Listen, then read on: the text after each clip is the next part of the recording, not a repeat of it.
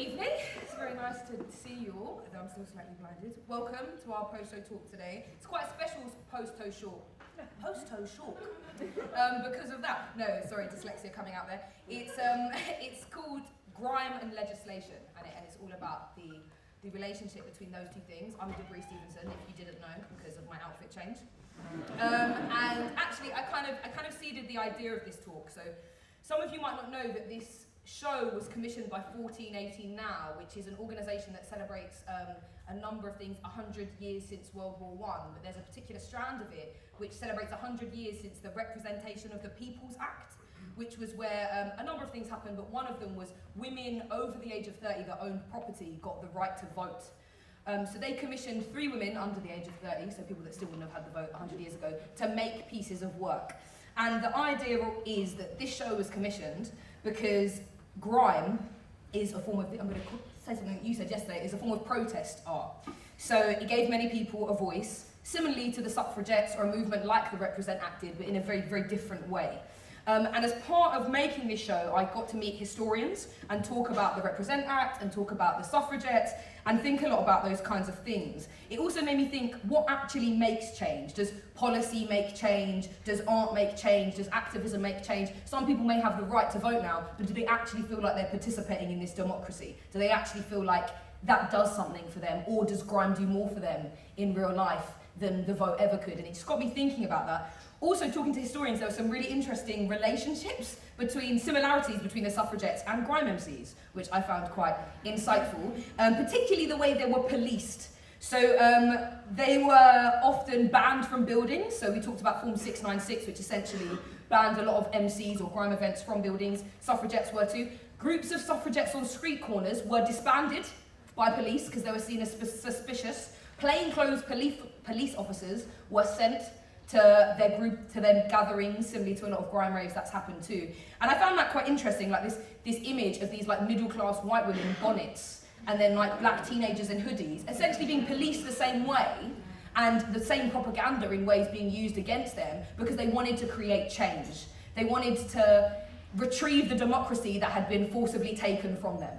I just found it really interesting. So I brought together 3 people that are activists in their own ways. I'll introduce them, but then they'll start saying more interesting things than me, hopefully. We've got Temi Mwale, who is a social entrepreneur, educator and campaigner, founder and director of the Forefront Project, which is a youth-led enterprise empowering young people and communities to live without violence. And it's just, I follow her on Instagram, and every day the amount of young people that you bring into Parliament, and you also talk in such a clear and concise way about how to be realistic and what actually needs to be done. I think I follow some people that maybe complain a lot, but I'm like, but what do we do? And I feel like you're full of action, which is really, really amazing. We've got Mykaell, who is the program director of the Black Music Research Unit, principal investigator of bass culture research at University of Westminster. And also, first time I've met you, said some really interesting things about how Form 696 was taken down, which I'll talk to you about later. And then we've got Jammz, who is a formidable grime MC, but also an entrepreneur foreshadowed as the next godfather of grime by Mwale himself, if I'm allowed to say his name in here. And also, I just wanted to quote, Jammz has been bringing out sort of a lot of warrior stuff. He brought out an EP called The Warrior EP, but also t-shirts and stuff, which has a really nice slogan that I wanted to quote, which is, a person who shows or has shown great vigour, courage, aggressiveness, a person engaged or experienced with warfare, which I felt was relevant to this talk. So before I ask you some questions and then we open up to the floor, I'd just like to get just an opening statement from each of you about how you feel about grime and legislation. Can I start? Yeah.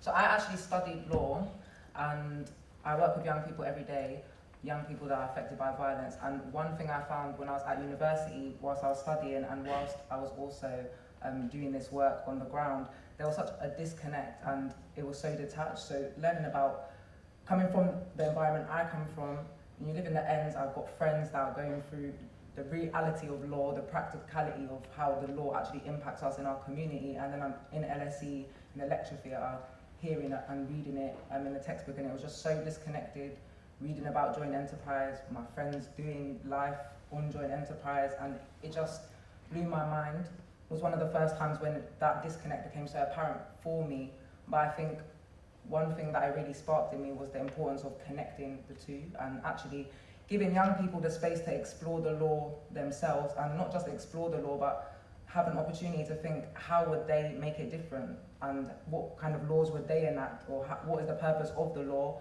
And a lot of legislation that is put in place that's supposed to change things, like we have a mandatory minimum, knife sentences, for example. Actually asking young people, is that something that's going to deter you? You know, the fact that you'll definitely go to prison if you get caught with a knife, and hearing what they say and why they think it wouldn't, you know, and then them having their own ideas of what kind of laws they think would work. And actually, for me, that is citizenship.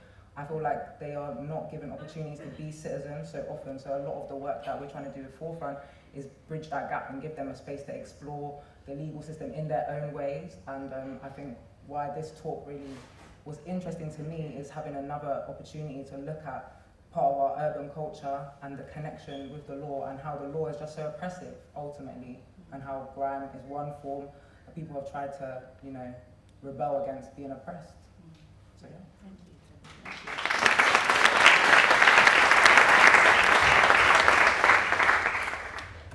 My experience with like the law and music in particular, obviously, like coming from where I come from, the kind of disconnect is already obvious, but as an MC, I kind of started to see it from a different light when you talk more about oppressing people's freedom to express themselves and the space in which they're allowed to do that, and how that differs to other cultures and other races. And that was kind of my main experience with like kind of the legislation in grime, and kind of like I definitely observed that especially when it comes to forms of black music especially, there are just certain parameters that are applied to us that are just definitely not applied to other people. For example, I don't know, I can be booked for an event tomorrow. I have to submit my date of birth, my email address, my name, all these personal bits of information that I wouldn't have to go anywhere else and give, but I have to give it to the police. And if they say the event's shut down, that's a stream of income that I can no longer access. And as well as, you know, oppressing people physically, as in putting them in jail and things like that, you're actually oppressing their ability to earn and sustain themselves. Mm-hmm. So I think, yeah, that's kind of like my experience of like the law and music. Mm-hmm. As the elder on stage, Grime takes me back to growing up in Birmingham, in Handsworth, where I grew up with sus, where a policeman just looked at you and decided that he thinks you might do something. And that was sufficient to stop you, arrest you, and kick the fuck out of you. That was the reality. And just to put this into context, I view grime as music of resistance. It's about identity, and it's about expression. The first band I was in was a band called Steel Pulse. And we challenged that whole context of the system, we used to call it the shitstem, and how you position yourself and use music as the platform from which to do that. But what's really important is to understand what the law actually is. And the law is a way of control. It's a mindset, it's a perspective, it's an idea on occasions that has been thought of mainly by men to control other men, but it's to position themselves in a way that they maintain control. And for us as a band growing up, it was about how do we take back control.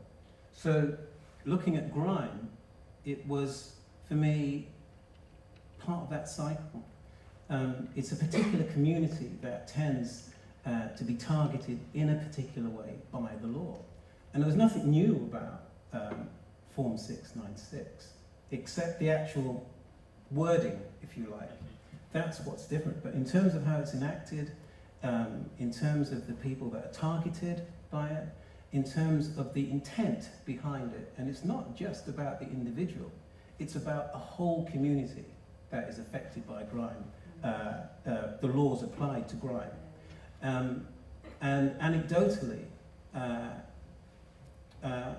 last year I worked on Form 696 with the particular objective of removing it, and it took 2.5 years.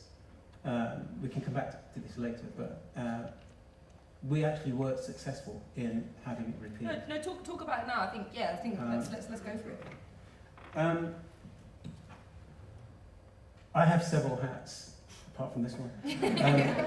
And one of them is challenging the system. I didn't study to be an academic. I gate-crashed university in my 40s with no qualifications and decided that I was not going to gain any qualifications, but I was going to gate-crash because it's a system. And if you understand how the system works, you can break it down. And that's a conversation for another time. Within university, where I'm head of my department, I looked at the core structure, and there was no content that reflected black music in Britain. This year marks 50 years of just one genre, which is reggae. There's no courses that actually target that. And asking others about it, why that was the case, they went, well, no one's really asked. And what that means, if the voice is not in the room, that voice does not get heard. And in this context, it's a black voice. I looked at the state of the music, I looked at what was happening in Grime, and I went to various directors of various major companies, the BPI, British Phonographic Industry, and I asked, why is there not a Grime chart? And they said, well, it's not really a legitimate genre. I went to the OCC, the official chart company, and said, why isn't there a Grime chart? And they said, well, there might be one, but it's not really a legitimate genre. I went to Live Nation, one of the biggest promoters in the UK. What do you think of Grime? Well, it's bubbling, it's coming up. In short, what was happening was a recognition of this force, which is Grime within the music industry, but also a recognition that they didn't control it. And they said, look, it's not a legitimate genre. We're talking 2016 here. It is not a legitimate genre. And the challenge was then to find a way to, one, have Grime recognised as a legitimate genre, and what this means is the money earned in this genre is legal, and it goes through systems that the record company understands, and in short, they're making a profit out of it. I'm conscious of time, so I'll make this succinct. I continue to approach the companies to make what's called a big data report. We approached Ticketmaster again, and by the end of 2016, when it's just bubbling, and the BPI, which is the British Phonographic Industry, but it's the Brit Awards, did not nominate any Grime artists. Lots of artists that picked up awards were saying, but we've based our music on Grime. How comes you haven't even nominated? By the end of 2016, Mercury recognised what was happening and nominated. By the beginning of 2017, the BPI turned around and said, maybe we should nominate. But what we actually discovered, still asking for the big data from them, was that the majority of the panel was white middle class males. They had to address that. Heads rolled, new positions came about, approached Ticketmaster again, and they said, look, we want to do the report with you. We got together, we did the first major big data report on Grime, showing how it generated its income, that this income was legit, the systems through which it operated, which were outside of the mainstream industry, which was streaming and what have you, the sponsorship that they were able to bring in, which meant these young individuals, once thought of as hoodies, criminals, outlaws, were actually ingenious entrepreneurs, entrepreneurial businessmen that was legitimately earning an income.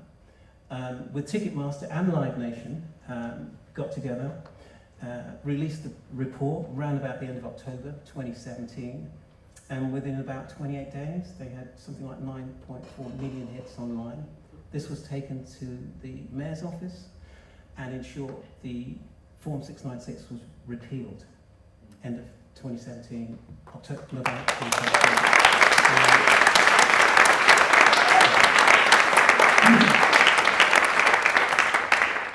What is interesting is it's by Carnival, it was back by stealth under a different name. the law says that we still need to curtail the actions of young black males because there's a propensity within this grouping for them to commit violence, crime. And we're looking at carnival as a major event. And so they relaxed the law so that they could again apply the equivalent of sus during this year's carnival. So the point here is that the law will always reassert itself. And in terms of grime individuals, just to top and tail this, what's genius about grime is that it didn't wait for the law. It didn't wait for the industry to recognize it and say, you're legit. It did its own thing. And it's already morphing into other spaces, and I'll shut up in a minute. What was wonderful was to see you guys on stage, and I just want to applaud you.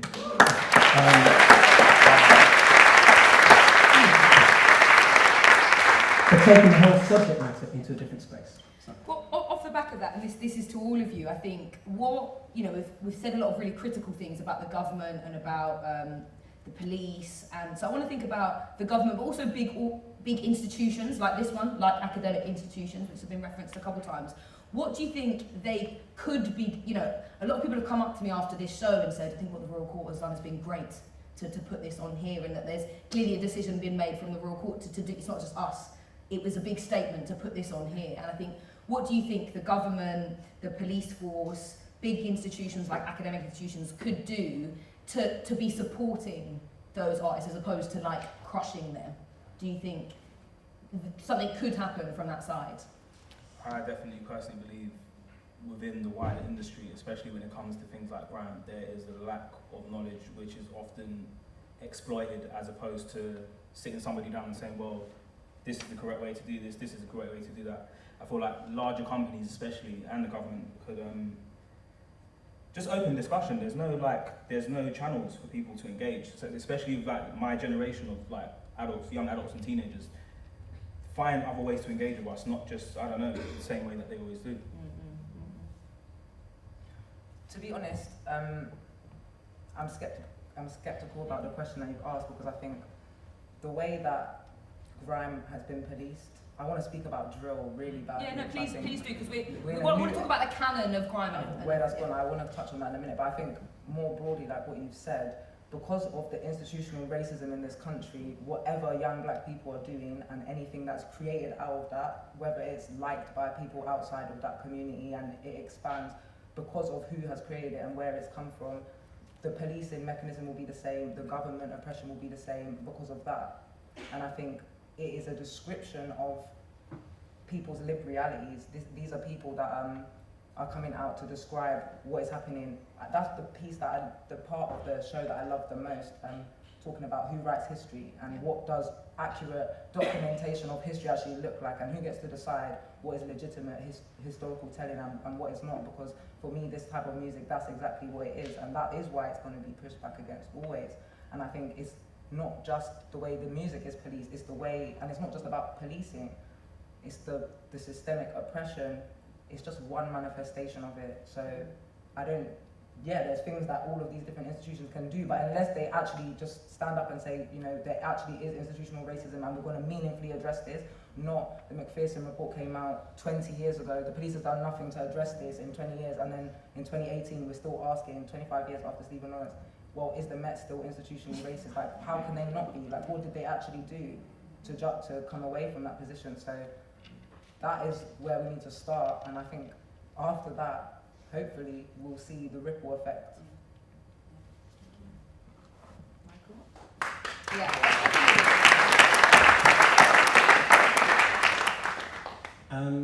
I think it's important to challenge these spaces. I think it's fantastic that this event occurred in this space. I think the elephant in the room is that whilst the institutions might be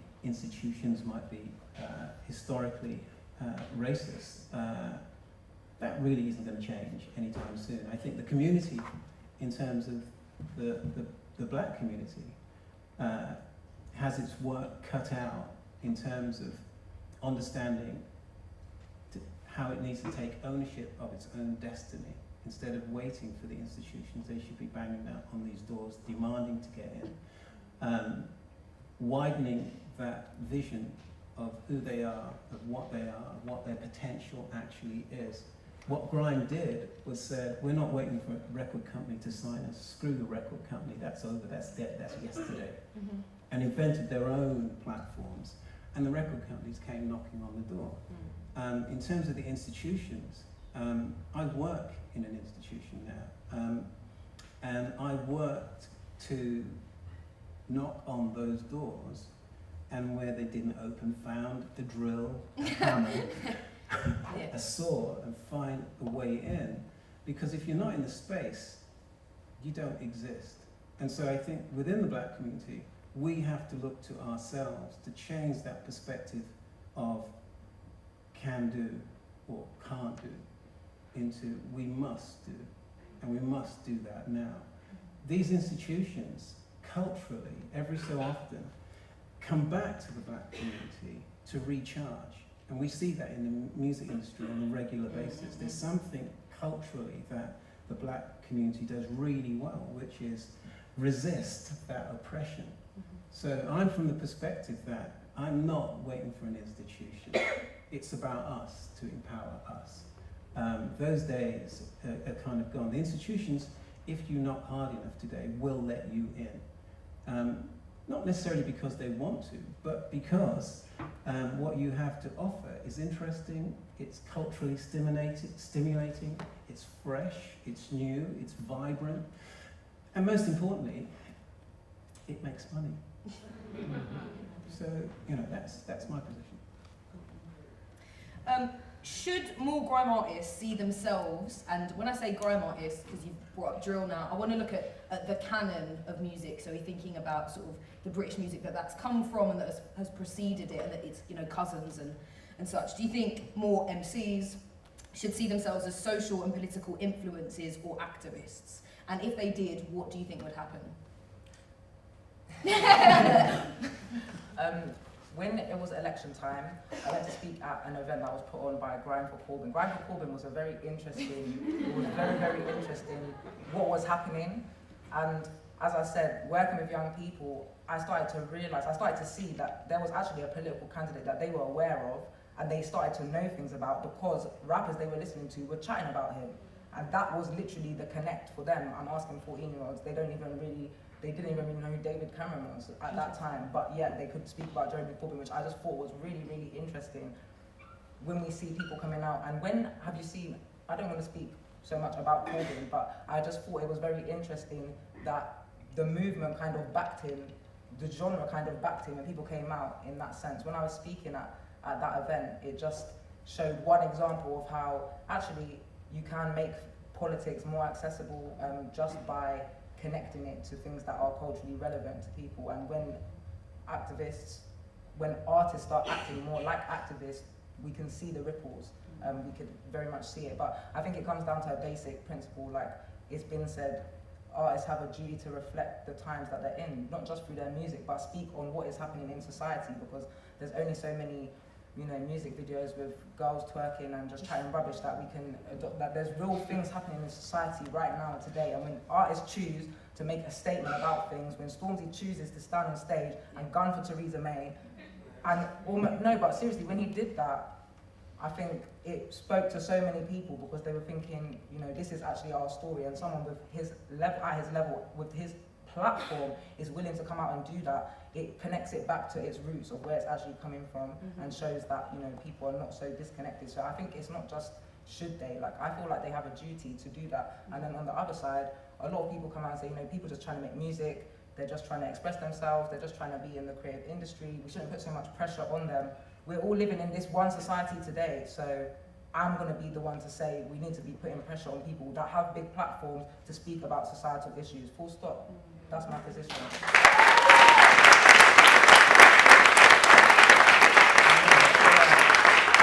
I fully agree with what you said. I feel like it's not a case of actually, being an artist and saying, should I use my platform? I feel like as soon as you have a platform, you are an activist, because as soon as you start talking about things that are going in your area, then already you're making the connect. So I think, for me, artists should definitely keep reflecting and documenting things. So documentation for me is something that's very important, because if you don't document something, then that allows somebody to come along and then erase that history. So it's almost like it never happened.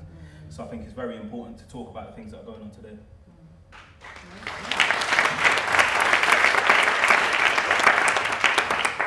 Okay, can I open it up? Has anyone in the audience got any questions? Yes? Do we have a microphone? I see the microphone running down to you. I know you're really close to us, but it's just so that everyone else can hear you as well. Hello.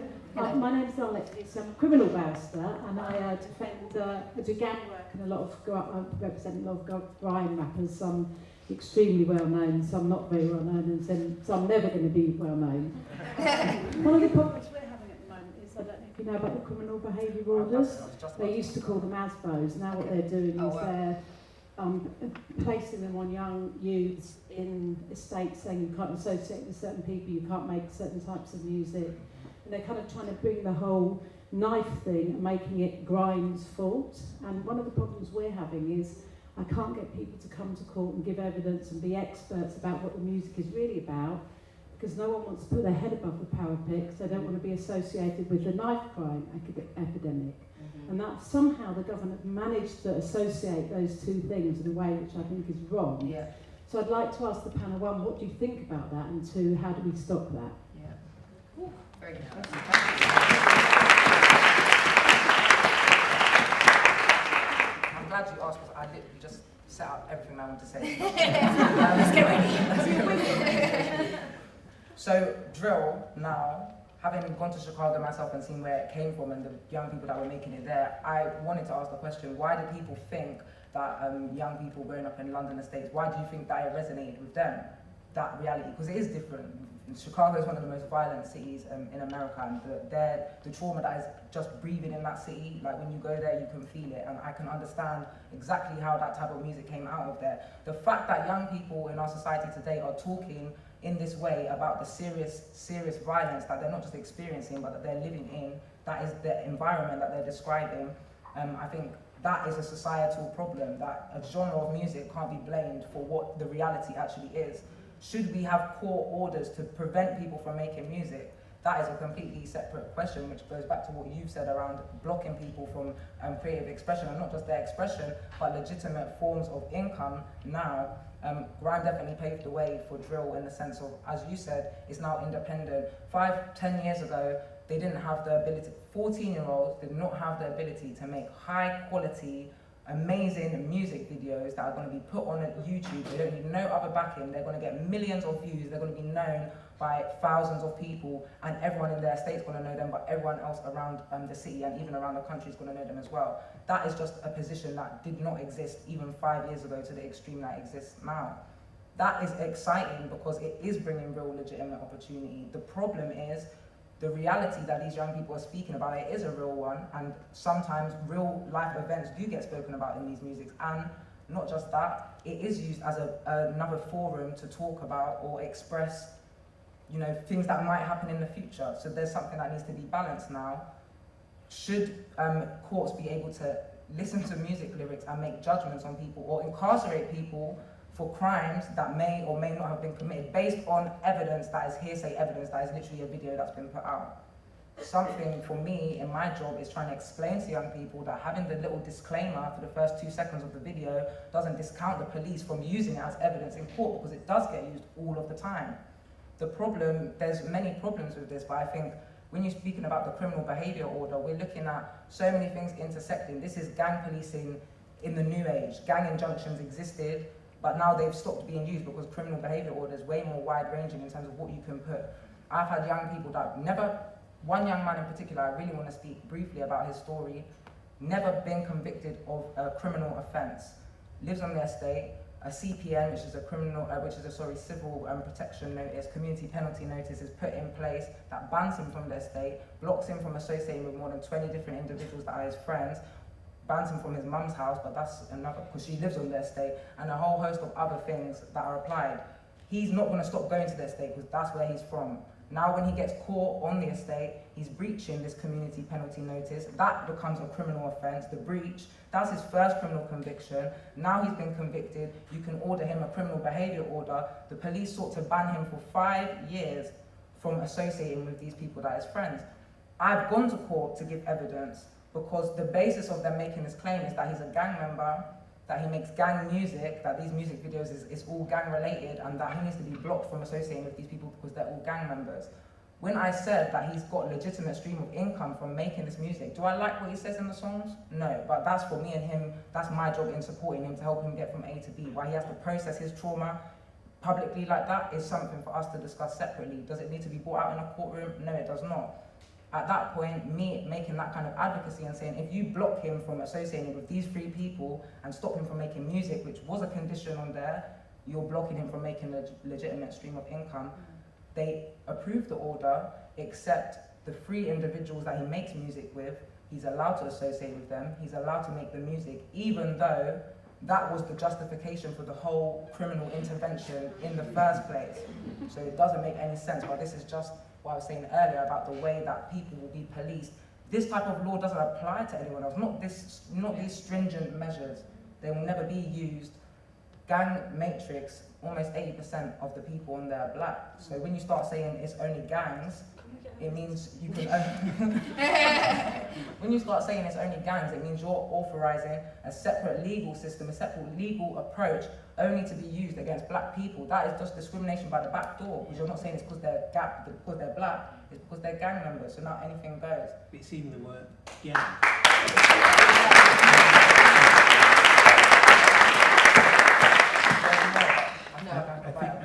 You're going to. I think it's important to pick up on even the use of the word gang. These are young individuals that go around. Back in the day, we'd call it a posse that's following a sound system, or just mates going around. And gang has been used disproportionately, I think, just thrown around. So everyone assumes they're part of organised groups when it's just young kids. Yeah. In many cases. Some of the individuals in those collections of young individuals are not even aware that they're being referred to in that way, and not even aware of what they're doing that's supposedly wrong. They're pursuing what they think is a career in music. The whole drill thing, to take down a video because on the premise that it's inciting violence, that there's a criminal act about to be perpetrated, is a bit of a nonsense when you look at the range of videos that contain violence that is readily available. So that's nonsense as well. I'm currently working on a project which is looking at young individuals in prison and making music for them, with them, so that they can express themselves. It's a release in prison. And one of the objectives was to release the content. But the issue was, once these individuals expressed themselves and so forth, what was being said was then considered illicit, dangerous, to the point where it was questionable whether the content could be released. So at the moment in the UK, there is, and it goes back, this was the same thing in the States, there's a major case now in the States looking at incarceration of young black males, and do they lose the rights to be creative when incarcerated? It's all part of the same narrative. What rights do you take away from young individuals that are trying to express themselves? And it's at that age where people are exploring who they are. It's all about identity as well. So we're in a very dangerous position at the moment in the UK and what's happening around music. And I think in terms of the laws that are being applied at the moment, what is not spoken about enough is the social conditions surrounding these young individuals. It's how they grow up, it's what they have access to, it's the lives that they lead. In many cases, they've fallen out or dropped out of school long before they should have. Excluded from school. Excluded from school. And so we're looking at a social condition that has been rebadged as gangs, it's rebadged in terms of the creative output as gang music, as dangerous and so forth. And I totally support the idea that we should come out in terms of the community now and be in court and stand up for these young individuals. And this particular component is not spoken about enough. Yeah. And that's, I applaud you for standing up. And I was going to say something on the other part of the reason, something I had to say over and over again in interviews about this show, is part of the reason I made this show is because the narrative about grime is reductive. I think everything that's said is very, very valid and very, very important.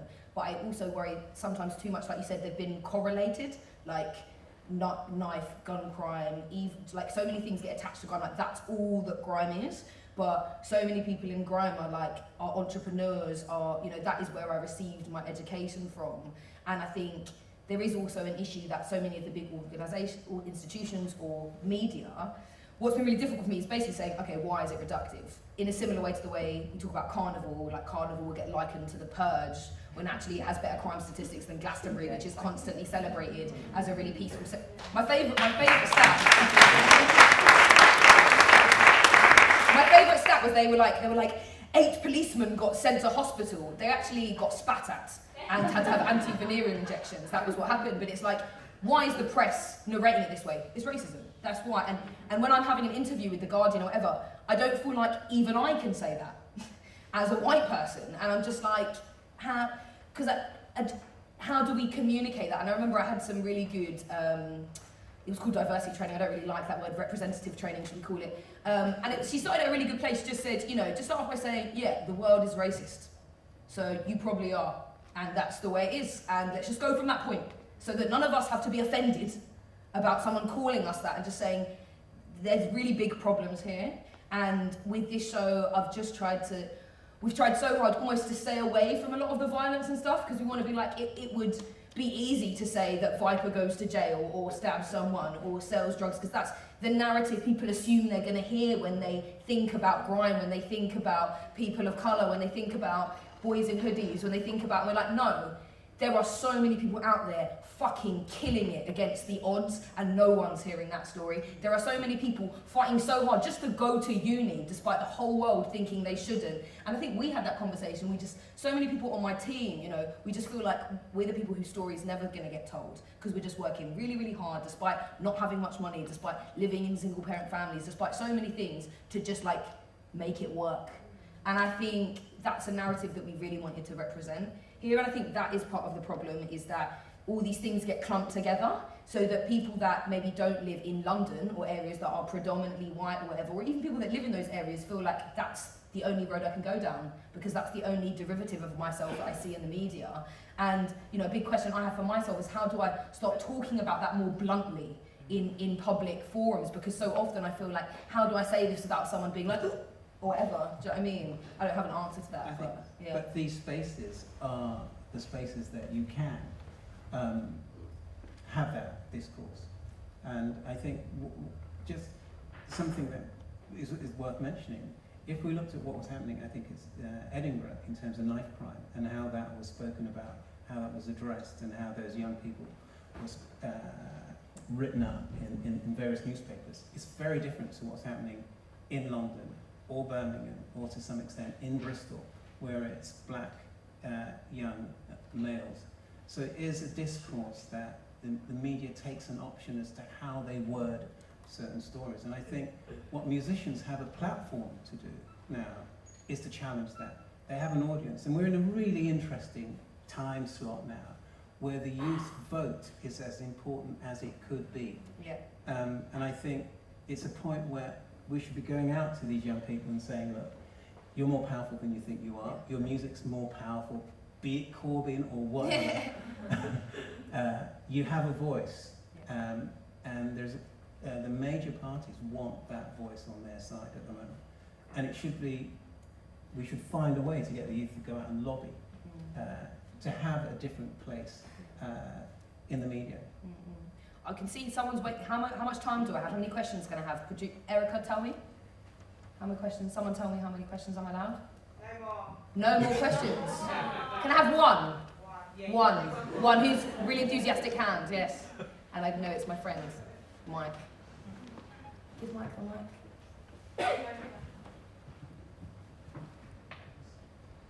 mic. Great show, guys. Really great. Thank you.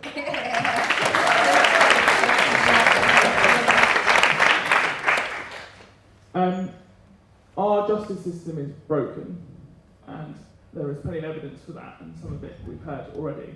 There's a fantastic book out by someone called The Secret Barrister, if anyone wants to read it, which describes that. We have rates of exclusion, particularly amongst young black boys, which is a national disgrace, and is even worse when that young black boy happens to have special educational needs on top of being black.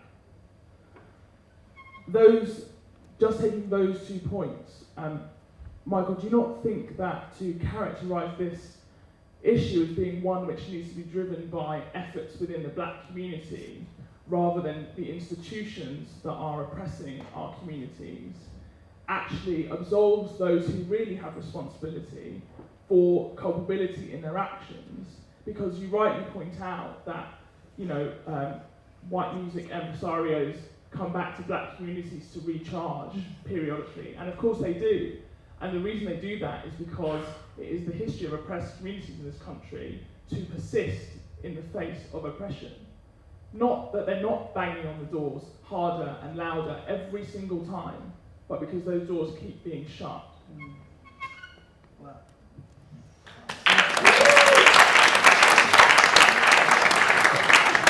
And I know that was a really good question, but if you could keep it brief, I'd really appreciate it. Sorry. It's a yes but no but.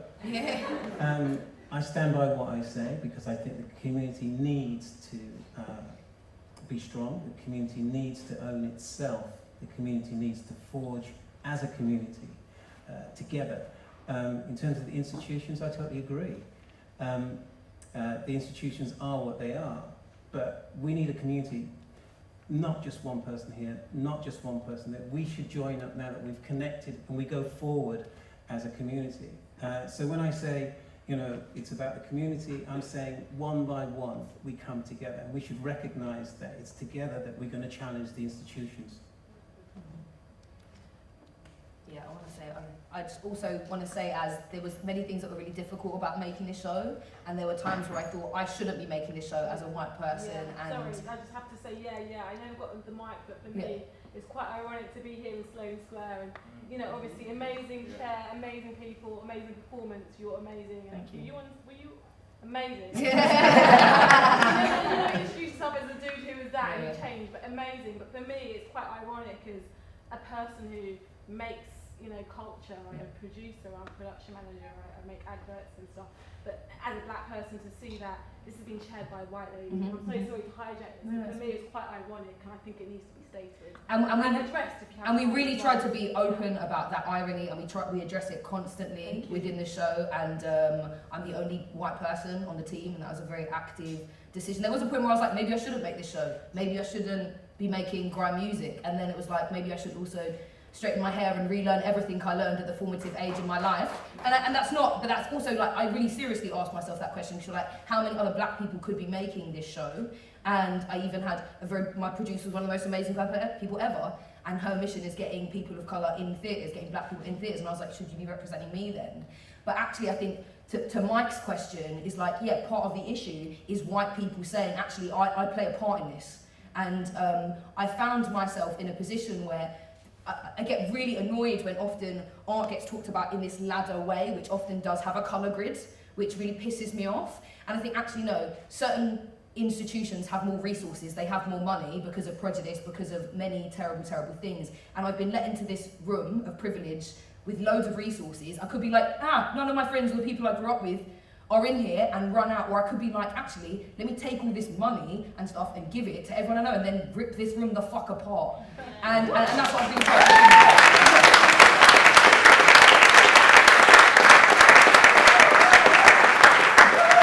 But I also really thank you for bringing that up, and I think it's really important that keeps getting readdressed, because the recharge point is an important one, and I try and question myself every day, and I think standing here every day and having the arguments that we have together is difficult, and I feel like, no, but this is a metaphor for more, I said it yesterday and I'll say it again today. I've seen too many situations where these things aren't addressed because there's a really polite white nice person at the top that isn't prepared to question themselves and is more offended by the idea that they could be racist than racism happening. And I'm not going to be that person, and I want to encourage other people to do that. So.